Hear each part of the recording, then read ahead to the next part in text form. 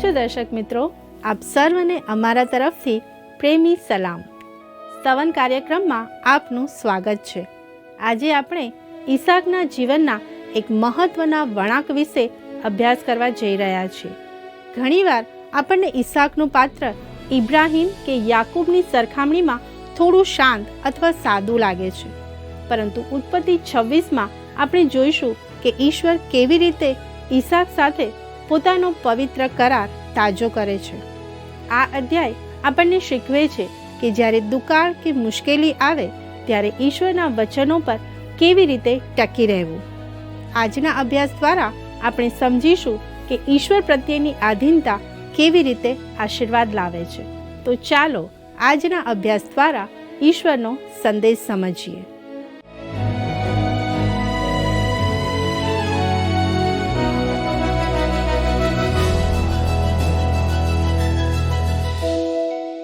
નમસ્કાર દર્શક મિત્રો, આજે આપણે ઉત્પત્તિના 26મા અધ્યાયમાં આગળ વધવાના છીએ.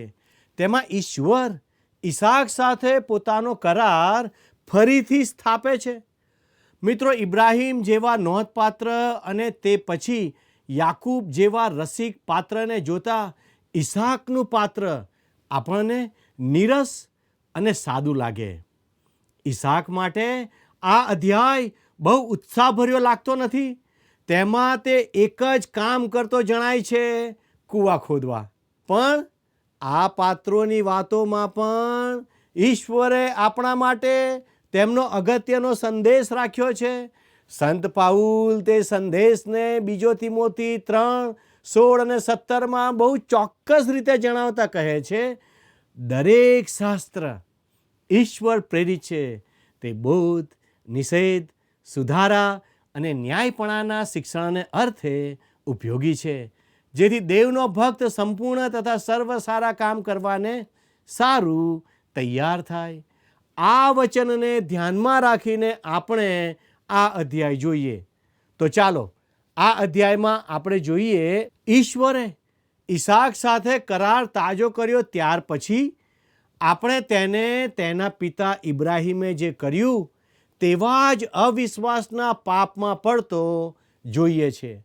આખરે આપણે તેને ગેરારમાં કૂવા ખોદતા જોઈએ છીએ.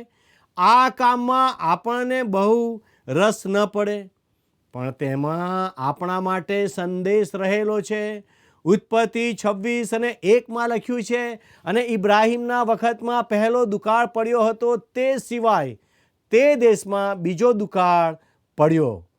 ત્યારે ઈસાક ફલિસ્તીઓના રાજા અબીમેલેકની પાસે ગેરારમાં ગયો.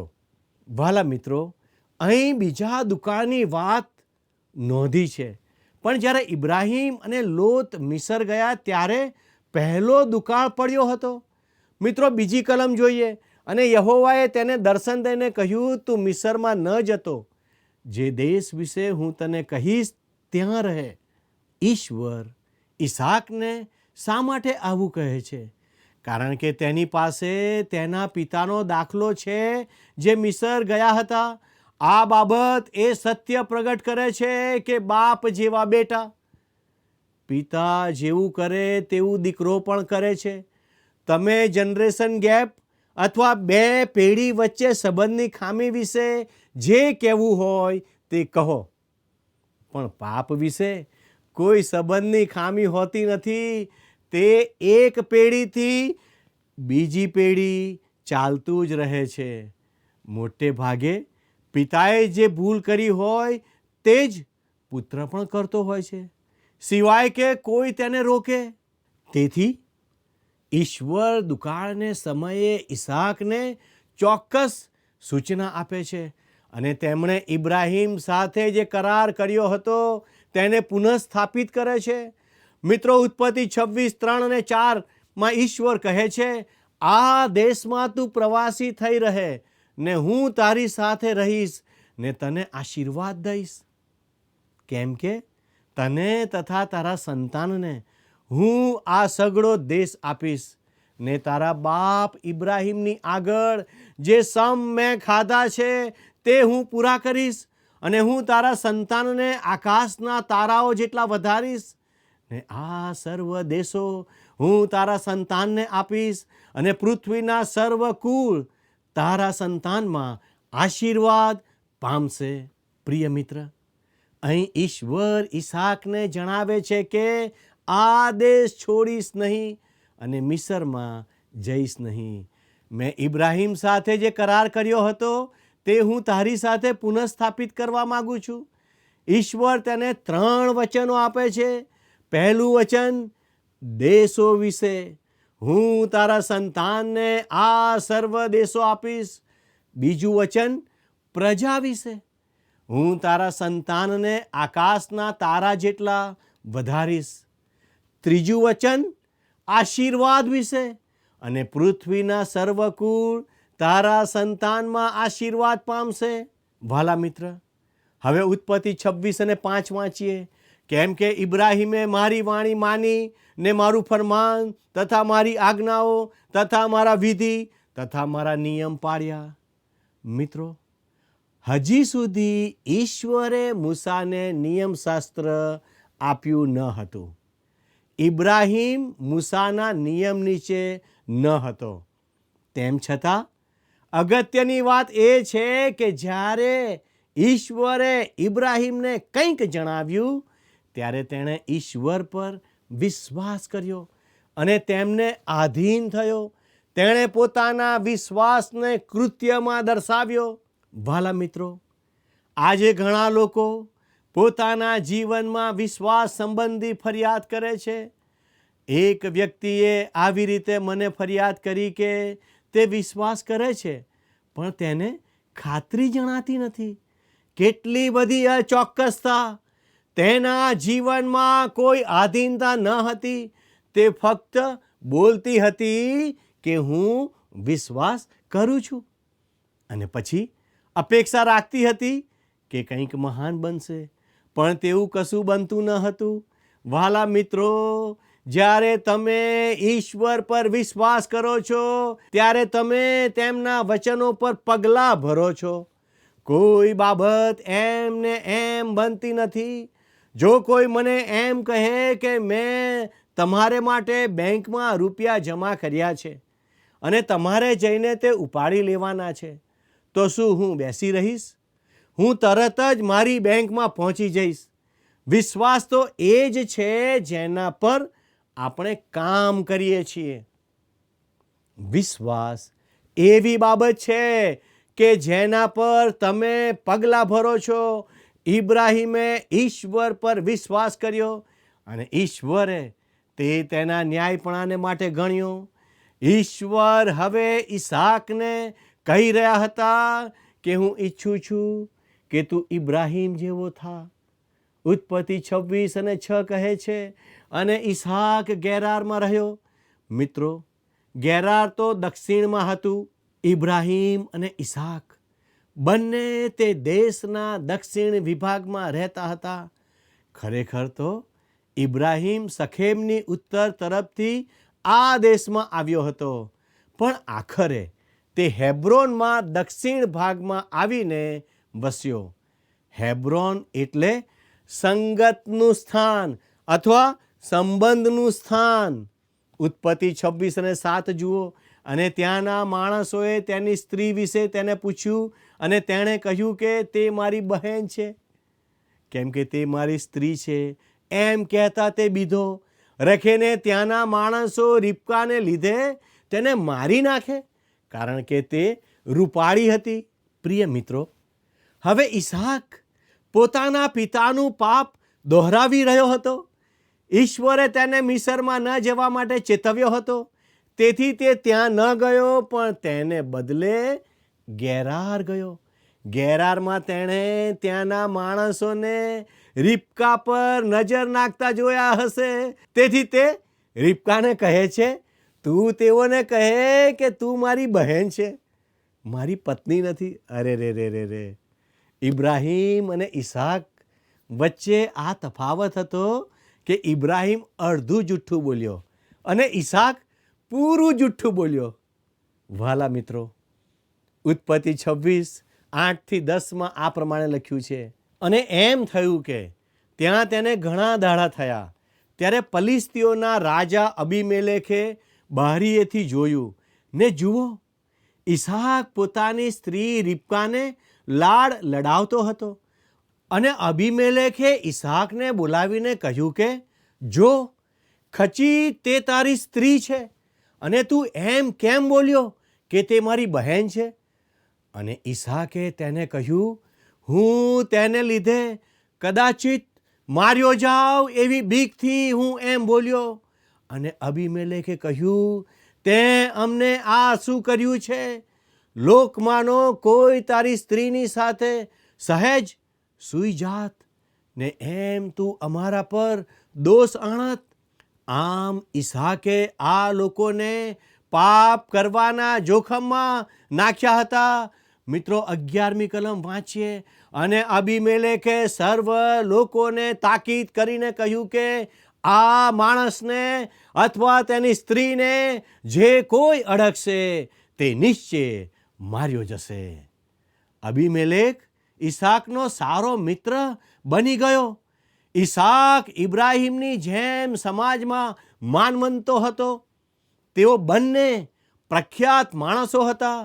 પણ બાકીના અધ્યાયમાં આપણને એવું જણાતું નથી કે ઈસાક કોઈ પ્રખ્યાત માણસ હોય. ઉત્પત્તિ 26 અને 12 કહે છે, અને ઈસાકે તે દેશમાં વાવણી કરી તે જ વર્ષે 100 ગણું પામ્યો, અને યહોવાએ તેને આશીર્વાદ દીધો. મિત્રો, અહીં આપણે જોઈ શકીએ છીએ કે ઈશ્વર ઈસાકની સાથે હતા. ઈશ્વરે જ્યારથી ઇબ્રાહીમને પસંદ કરી બોલાવ્યો હતો ત્યારથી તે લોકોને ઈશ્વર આશીર્વાદિત કરી રહ્યા હતા. આ તો ભૌતિક આશીર્વાદ હતો. તે પછી ઈશ્વરે તે દેશમાં તેઓને સ્થાપિત કર્યા. ઈશ્વરે તેઓને કહ્યું હતું કે તે તેઓના ટોપલાઓ આશીર્વાદિત કરશે અને તેમાં ખોરાક ભરાયેલો રહેશે.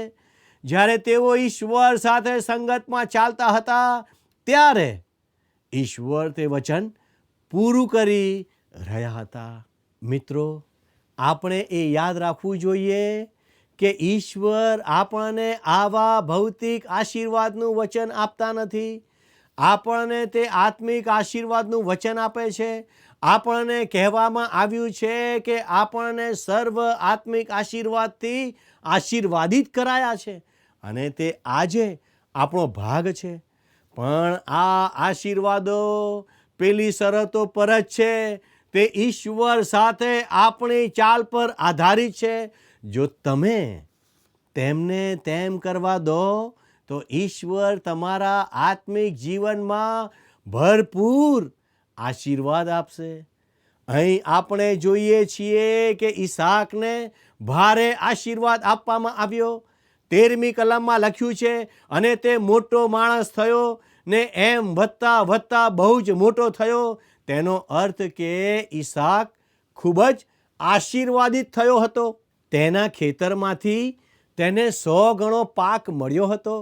ફક્ત ઇબ્રાહીમ અને યાકૂબ જ નહીં, પણ ઈસાક પણ પ્રખ્યાત માણસ હતો. મહત્વની વાત એ છે કે ઈસાકનું જીવન ઇબ્રાહીમ સાથે જોડાયેલું હતું. તેનો જન્મ અને જીવન ઇબ્રાહીમના અનુભવો સાથે વણેલા હતા. ઈસાકને વેદી પર અર્પણ કરાયો ત્યારે પણ તે મહત્વનો હતો. ફરીથી ઇબ્રાહીમ અને ઈસાક સાથે જ હતા. મિત્રો, તેઓના જીવનમાંથી આપણને પાઠ શીખવા મળે છે. તેઓ આપણા માટે નમૂનારૂપ છે. તેઓ પ્રભુ ઈસુ ખ્રિસ્ત અને ઈશ્વર પિતા વચ્ચેની ખૂબ જ નિકટતાનું અજાયબ ચિત્ર રજૂ કરે છે. યોહાન 14:9 ઈસુએ કહ્યું, જેણે મને જોયો છે તેણે બાપને જોયો છે. અને ઈસુ ખ્રિસ્તની મહાયાજક તરીકેની પ્રાર્થનામાં તેમણે યોહાન 17:4 કહ્યું, જે કામ કરવાનું તે મને સોંપ્યું છે તે પૂરું કરીને મેં તને પૃથ્વી પર મહિમાવાન કર્યો છે. ઉપરાંત યોહાન 5:17 ઈસુએ કહ્યું, મારો બાપ અત્યાર સુધી કામ કરે છે અને હું પણ કામ કરું છું. મિત્રો, હવે અહીં આ અધ્યાય આપણી સામે છે અને આપણે ઈસાકને પોતાના પગ પર ઊભેલો જોઈએ છીએ. જો કે તે આપણને ખૂબ આકર્ષક લાગતો નથી.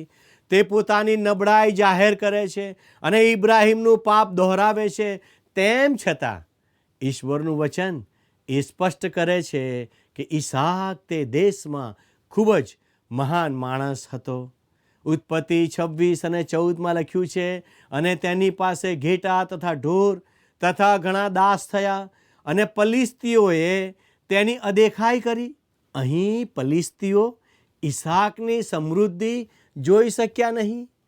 તે પછી 15મી કલમ જોઈએ, અને તેના બાપ ઇબ્રાહીમના દાડા જે સર્વ કૂવા તેના બાપના દાસોએ ખોદ્યા હતા તે પલિશ્તીઓએ માટીથી પૂરી નાખ્યા હતા.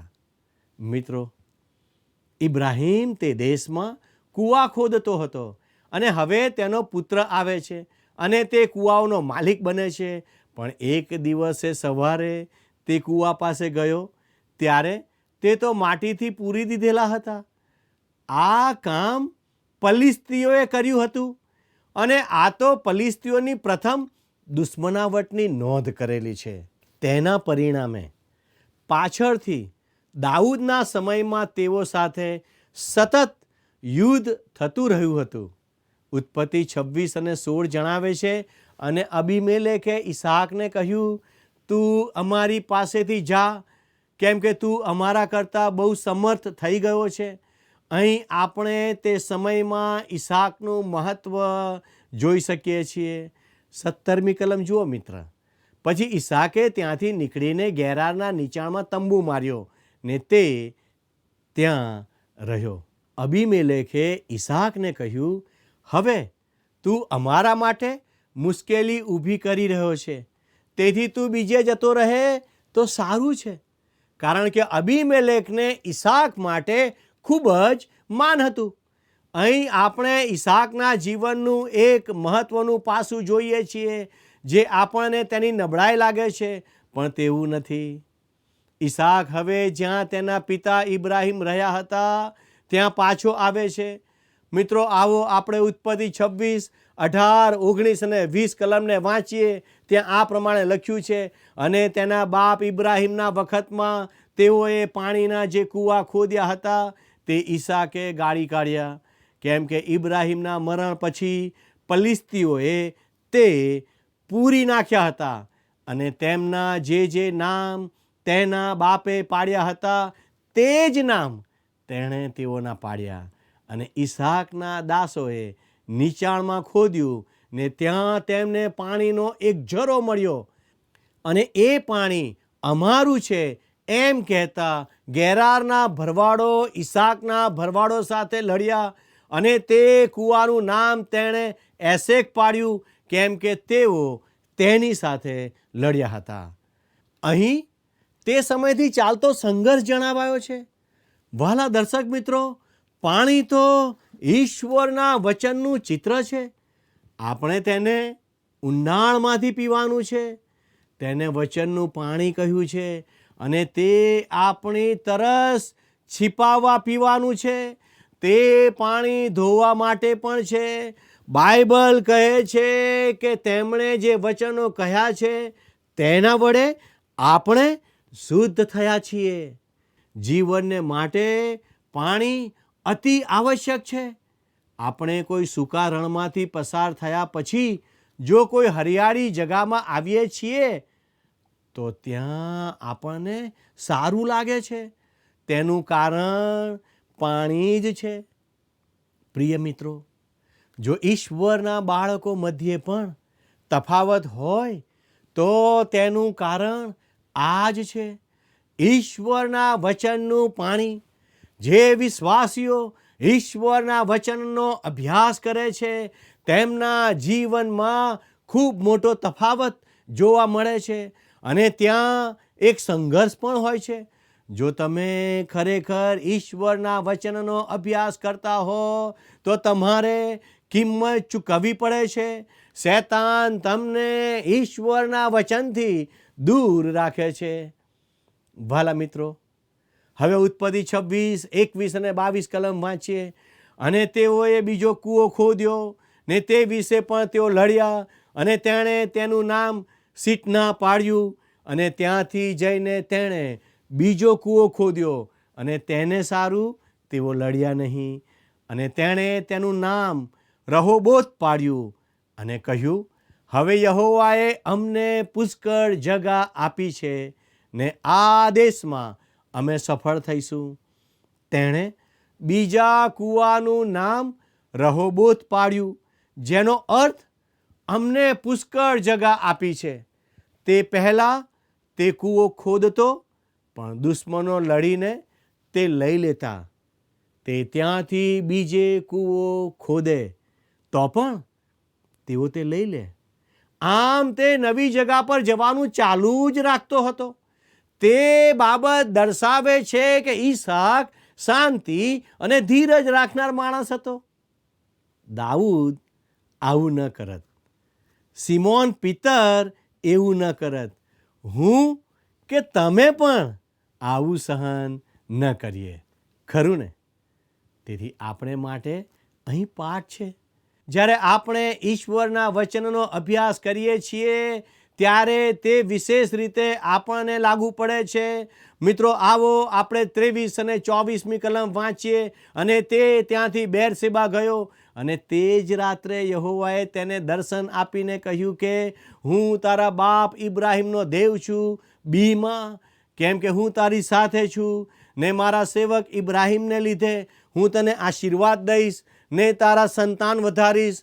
અહીં ઈશ્વર દિલાસો આપવા ઈસાકને મળે છે. મિત્રો, યુસુફ સિવાય ઈશ્વરે આપણા બધા જ પિતૃઓ એટલે ઇબ્રાહીમ, ઈસાક અને યાકૂબને દર્શન આપ્યું. 25મી કલમ જુઓ. અને તેણે ત્યાં વેદી બાંધી ને યહોવાને નામે પ્રાર્થના કરી ને ત્યાં પોતાનો તંબુ માર્યો અને ત્યાં ઈસાકના દાસોએ એક કૂવો ખોદ્યો.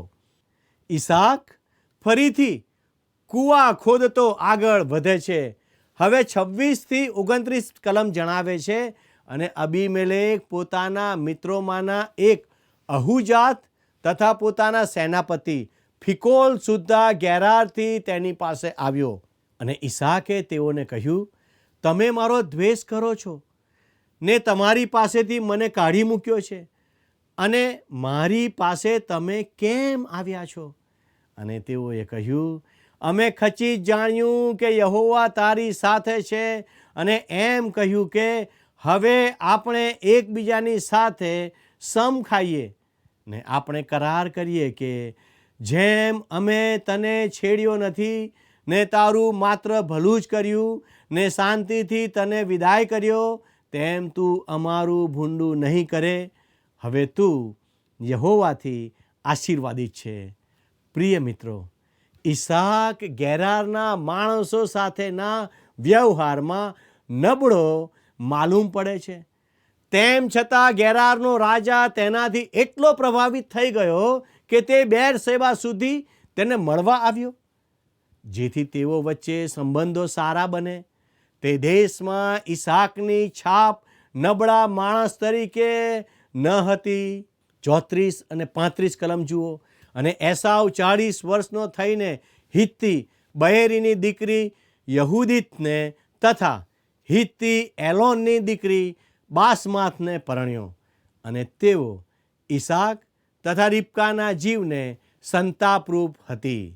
મિત્રો, 26મો અધ્યાય અહીં પૂરો થાય છે અને મારો સમય પણ પૂરો થાય છે. હવે પછીના અધ્યાયમાં આપણે યાકૂબની વાર્તામાં આગળ વધીશું. તો મારી સાથે આ અભ્યાસમાં નિયમિત જોડાવા આપ ચાલુ રહેશો. ઈશ્વર આજનો આશીર્વાદ આપ સર્વને આપો, એ જ પ્રાર્થના સાથે હું આપની વિદાય લઉં છું. આમેન.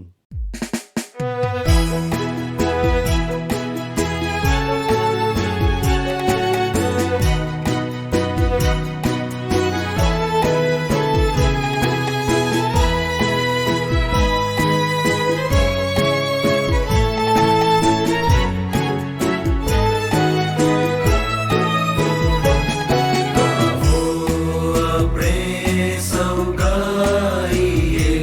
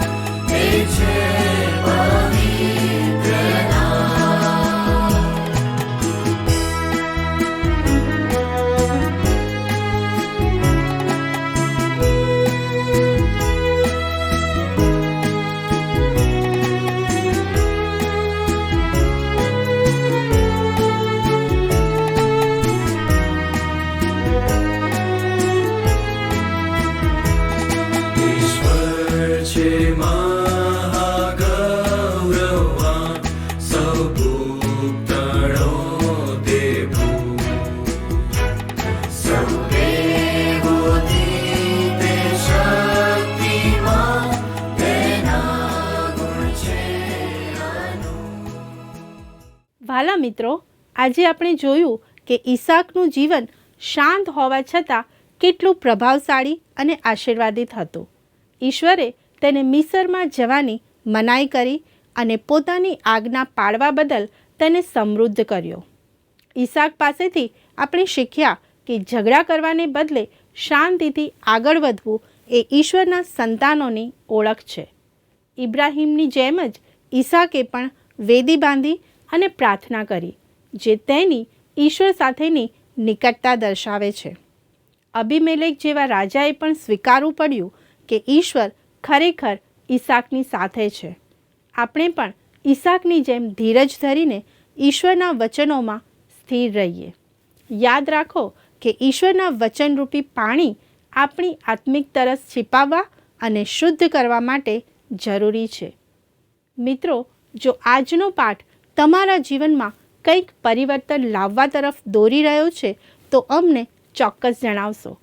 તે માટે અમારો સંપર્ક નંબર છે 94 29 37 56 10. આ નંબર પર આપ મિસ કોલ અથવા વોટ્સએપ પણ કરી શકો છો.